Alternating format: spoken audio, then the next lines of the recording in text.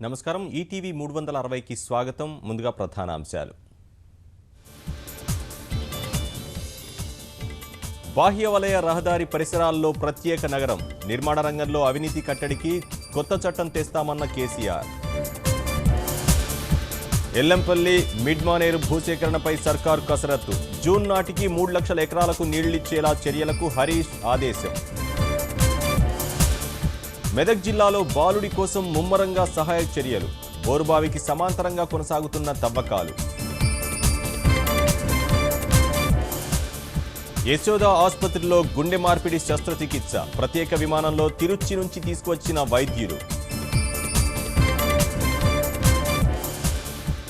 పాలమూరులో పక్కదారి పడుతున్న ఆసరా పింఛన్లు, అనర్హుల జేబుల్లోకి 5 కోట్ల రూపాయలు.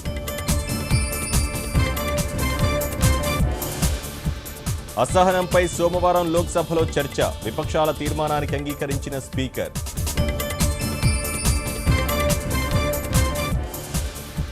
జీఎస్టీ బిల్లు ఆమోదానికి ప్రధాని చొరవపై ప్రశంసలు, విపక్షాల అభిప్రాయం తీసుకోవడాన్ని స్వాగతించిన కాంగ్రెస్.